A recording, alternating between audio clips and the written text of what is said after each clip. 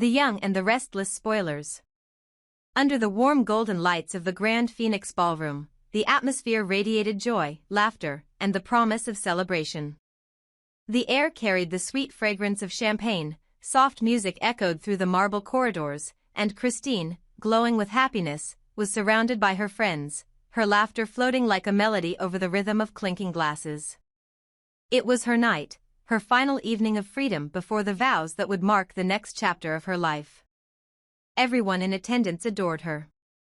The crowd moved in harmony, celebrating not just her marriage but the sense of hope and renewal she brought wherever she went. The party had an effortless elegance, one that reflected Christine's spirit, full of grace and warmth, with no hint of the storm about to break. The music played louder, guests danced and toasted, and Christine moved from group to group, radiating charm, her calm voice and gentle smile binding everyone in a moment of rare peace. Danny watched her from across the room with a mixture of affection and nostalgia, his heart full yet complicated. For a while, it felt like nothing could disturb this perfect evening, as if time itself had paused to honor her happiness. But then, in a single moment, the room's balance shifted. The doors opened, and an unexpected shadow crossed the light. Phyllis stepped in, her entrance sharp and cold, as if she carried a storm with her. The sound of laughter faded. Conversations broke mid-sentence. Even the music seemed to tremble in confusion as she stood at the entrance, her eyes scanning the room, searching for the one person she couldn't stop thinking about. There was always something magnetic about her presence, part beauty, part danger, and entirely unpredictable. Some whispered her name in disbelief, others exchanged looks of discomfort, but no one dared to approach her. Christine froze for just a heartbeat, the memories of years of rivalry and heartbreak flashing behind her calm expression. The air turned heavy, the light dimmed, and in that instant, everyone knew that peace had left the room. Phyllis moved closer, each step deliberate, each glance cutting deeper than any weapon. Her lips curved into a smile that carried no warmth, only venom wrapped in elegance. She began to speak, not in anger at first, but in that tone she had perfected over years of manipulation, the one that blended sarcasm with the illusion of sincerity. But beneath it lay fury, jealousy, and a desperate need to control the narrative. Her words dripped with accusation and mockery, targeting Christine's choices, her relationships, even her happiness. Guests tried to look away, some attempted to calm her, but the damage had already begun. Every sentence poisoned the air further, every insult turned the joyful evening into a battlefield. Christine stood firm, her grace unshaken. She understood the game Phyllis was playing. Losing her composure would give the intruder the victory she craved. So she smiled, nodded politely, and maintained an impossible calm. Her silence was not weakness but restraint, a shield against chaos. Yet, the people around her could not remain silent. Jack's jaw tightened as he stepped forward protectively. Diane exchanged nervous glances with Lauren, and Danny, standing at the edge of the dance floor, felt his pulse rise. He had tried to stay away from Phyllis, to live beyond the shadow of her obsession, but seeing her disrupt Christine's joy filled him with a rage that threatened to consume him. Phyllis saw that rage and welcomed it. It was what she wanted. Her entire plan rested on chaos, on provoking a reaction that would paint her as the victim. She wanted to draw Danny out, to force him to become the aggressor, and in that moment of madness, she would regain her power. Her mind calculated every movement, every look, every tremor of emotion that passed over his face. The night that had begun as a farewell celebration was now a psychological war. The more Christine tried to hold her composure, the deeper Phyllis twisted the knife, speaking of betrayal, lies, and false happiness, turning the crowd's mood from festive to uneasy. Danny could no longer stand it. His fists clenched, his body trembling with restraint, but Phyllis's taunting smirk only intensified his fury. Jack placed a hand on his shoulder, whispering something, but it was too late, rage had replaced reason. Diane tried to step between them, her voice calm but her eyes full of fear, aware of what might happen next. Yet Phyllis continued, her words sharper now, cutting directly into Danny's pride, into his guilt, into every scar left from their past. She wanted this confrontation. She wanted him to lose control, to strike her, to let her fall and become the martyr she had long prepared to be. The guests backed away as the tension escalated. The music had stopped entirely now, only the sound of heavy breathing and whispers filled the air. Christine moved forward, her heart pounding but her face still calm, trying to defuse what was no longer a party but a disaster unfolding in slow motion. Danny shouted something, his voice trembling with years of pent-up resentment, but Phyllis only smiled wider, leaning closer, almost whispering something cruel that no one else could hear. And that was the breaking point. Danny snapped. With a sudden motion that shocked even himself, he broke free from Jack's grip and stepped toward her. The crowd gasped. In one impulsive, uncontrollable instant, his hand met her face with a sound that echoed through the ballroom. The impact was brutal, not just in force but in symbolism, the end of years of unspoken pain condensed into a single act of violence. Phyllis's body swayed, her expression frozen in disbelief, and before anyone could reach her, she collapsed. The sound of her body hitting the floor shattered what remained of the party's fragile composure. For a moment, silence ruled. No one moved. Christine stood motionless, her face pale, caught between shock and horror. Danny stared at his hand as if he could not comprehend what he had done, his breath quick and shallow, his eyes wide with regret. Jack and Diane rushed forward, their voices breaking through the quiet, calling for help, while Lauren tried to push through the crowd toward the unconscious woman. Phyllis lay still, her red hair spread across the floor like a pool of fire, her expression eerily peaceful, almost triumphant. Because even in that moment, she had forced him to become exactly what she needed him to be. The paramedics were called, and as the minutes dragged on, the tension grew unbearable. Christine tried to regain control, insisting that no one jump to conclusions, but her words carried little weight now. The media would find out, the whispers would spread through Genoa City before sunrise. Danny had struck Phyllis in public, in front of witnesses, during her bachelorette party. No explanation could undo that image. Even if it was provoked, even if it came from years of torment, the world would not see the truth, they would only see the act.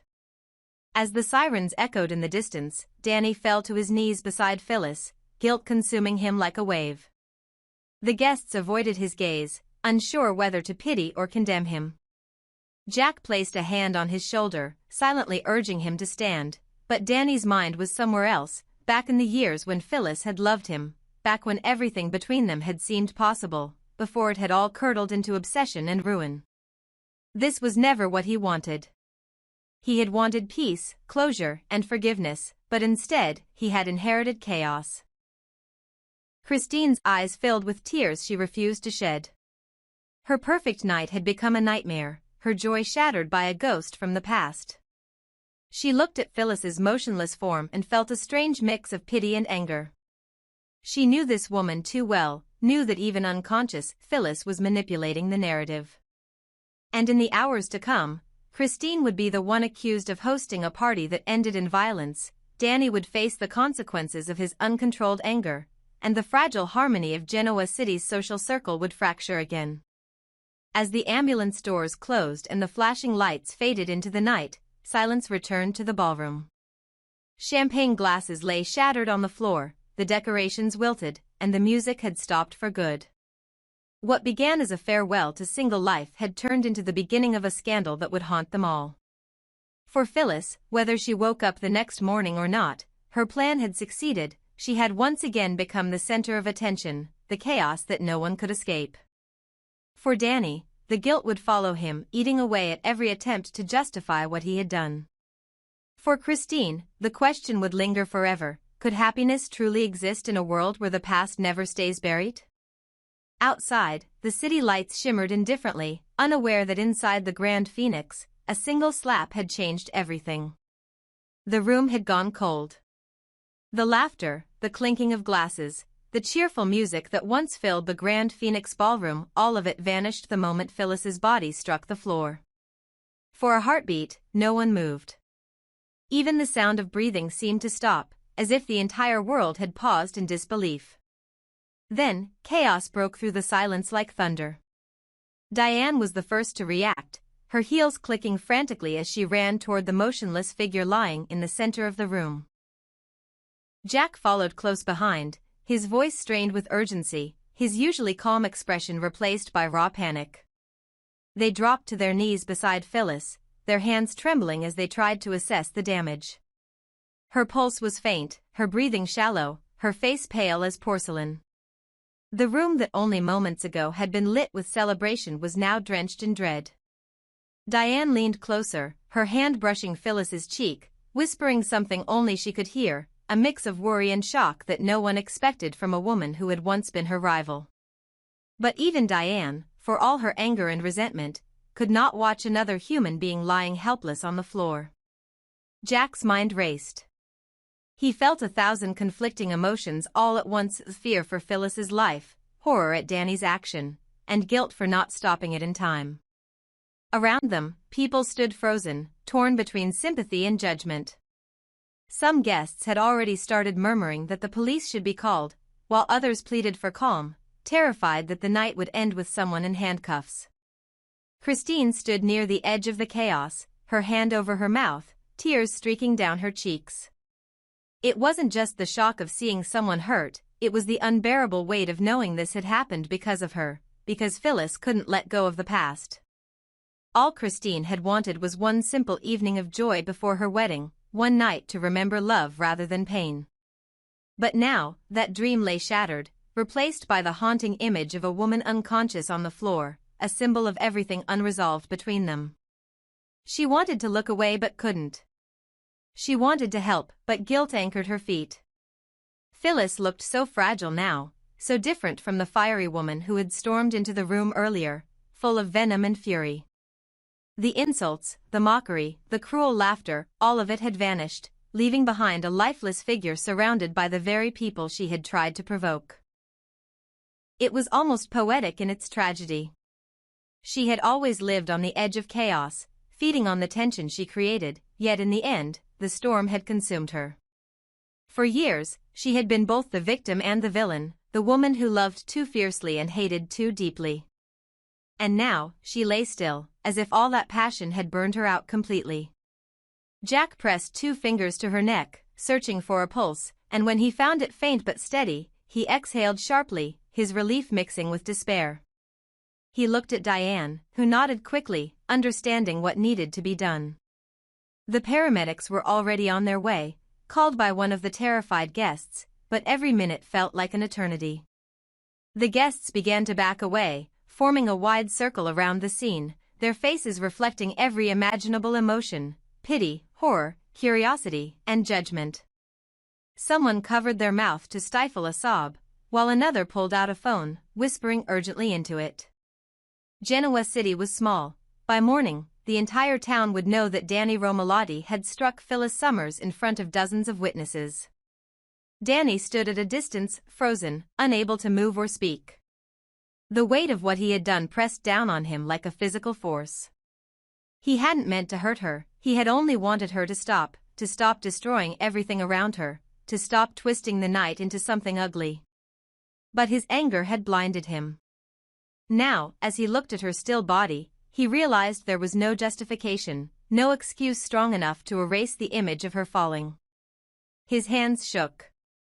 He could still feel the sting in his palm where it had met her skin. No amount of regret could undo that. He had crossed a line that could never be uncrossed. Jack turned toward him, his expression full of disappointment and grief. Danny had always been a good man, passionate and loyal, but this was unforgivable in the eyes of the world. Jack wanted to speak, to tell him something. Perhaps to take responsibility, or to run, or to brace himself, but before he could, the paramedics burst into the room, pushing through the crowd with their equipment. The sharp smell of antiseptic filled the air, the professional urgency cutting through the chaos. They moved quickly, checking Phyllis's vitals, asking questions that no one seemed able to answer. How long had she been unconscious? Did she fall after the strike? Had she hit her head? The guests exchanged confused looks, no one certain of the details anymore.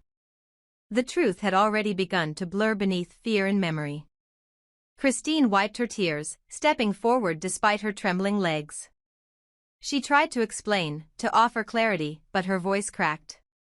The paramedics ignored the noise and focused entirely on Phyllis, carefully lifting her onto a stretcher. Her head was gently supported, her arm dangling limply at her side. One of the paramedics noted a bruise forming along her jawline, another mentioned possible concussion symptoms. Diane pressed a shaking hand to her mouth, horrified at how severe the injury looked under the bright fluorescent lights. Jack turned away, unable to watch.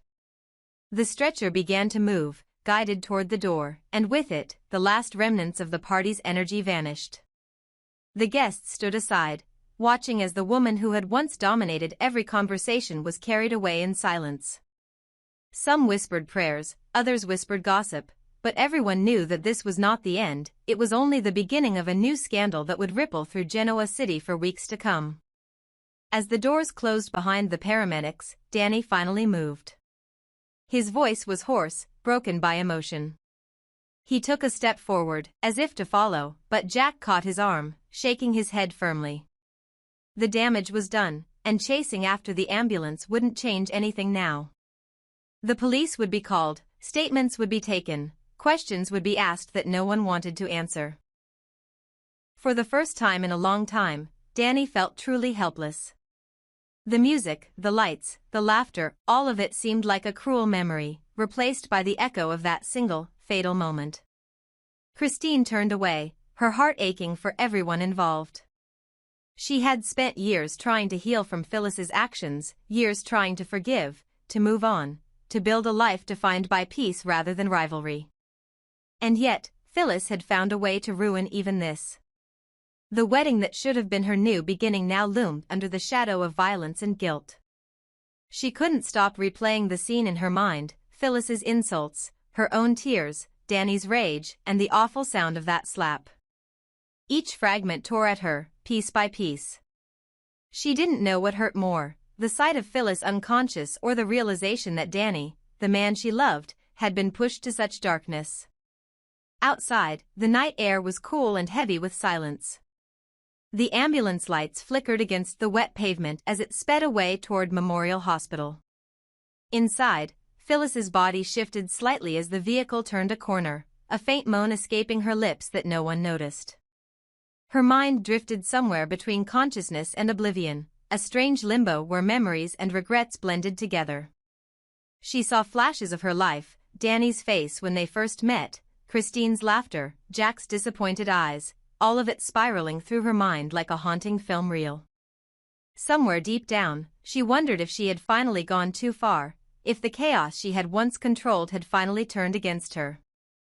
At the Grand Phoenix, the cleanup had begun. The staff moved quietly, picking up broken glasses, wiping champagne off the tables, trying to erase the traces of what had happened. But no amount of cleaning could wash away the bloodstain of guilt that lingered in that room. Diane sat silently in a corner, her mind spinning. For once, she wasn't thinking about rivalry or pride. She was thinking about mortality, about how quickly life could shift from triumph to tragedy. Jack stood by the window, watching the flashing lights fade into the distance, his thoughts heavy with the weight of everything unsaid. When the police finally arrived, they took statements with calm precision. Danny didn't resist. He told them the truth, or at least his version of it, his voice trembling with remorse. He didn't try to defend himself, didn't shift the blame. He simply said that he had lost control. Christine stood beside him, silent but loyal, even as tears continued to fall. The officers took notes, exchanged glances, and left with more questions than answers. They would have to speak to Phyllis once she woke up, if she woke up. At Memorial Hospital, the night stretched endlessly. The sterile lights flickered overhead as nurses moved quietly around Phyllis's bed.